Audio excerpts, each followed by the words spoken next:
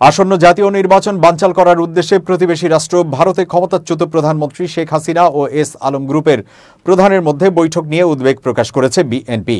রোববার বাংলাদেশ সচিবালয়ে স্বরাষ্ট্র মন্ত্রণালয়ে সাবেক স্বরাষ্ট্র প্রতিমন্ত্রী লুৎফুজ্জামান বাবরের নেতৃত্বে বাংলাদেশ জাতীয়তাবাদী দল বিএনপির একটি প্রতিনিধি দল স্বরাষ্ট্র উপদেষ্টা লেফটেন্যান্ট জেনারেল অবসরপ্রাপ্ত মোহাম্মদ জাহাঙ্গীর আলম চৌধুরীর সাথে বৈঠকে এই উদ্বেগ প্রকাশ করেন। বৈঠক থেকে বেরিয়ে সাংবাদিকদের প্রশ্নের জবাবে বাবর বলেন, জাতীয় নির্বাচন শান্তিপূর্ণভাবে অনুষ্ঠানের জন্য অন্তর্বর্তীকালীন সরকার এবং প্রধান উপদেষ্টাকে সহায়তার উদ্যোগের অংশ হিসেবে বিএনপি স্বরাষ্ট্র উপদেষ্টার সাথে এই বৈঠক করেছে।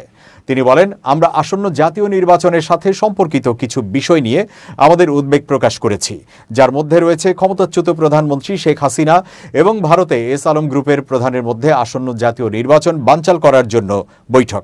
তিনি বলেন, তারা লুটপাট ও অবৈধ আগ্নেয়াস্ত্র ও গোলাবারুদ উদ্ধারের সামগ্রিক পরিস্থিতি নিয়েও উদ্বেগ প্রকাশ করেছেন। বর্তমান আইন শৃঙ্খলা পরিস্থিতি ভালো না খারাপ এমন প্রশ্নের জবাবে বাবর বলেন, আমি হ্যাঁ বা না দিয়ে এই প্রশ্নের উত্তর দেব না, তবে সরকার এই বিষয়ে যথাসাধ্য চেষ্টা করছে। বাবর আরও বলেন, তাদের নেতা বিএনপির ভারপ্রাপ্ত চেয়ারম্যান তারেক রহমান শিগগির দেশে ফিরে আসবেন। বাবর 16.5 বছর পর স্বরাষ্ট্র মন্ত্রণালয়ে আসতে পেরে সর্বশক্তিমান আল্লাহর প্রতি কৃতজ্ঞতা প্রকাশ করেন।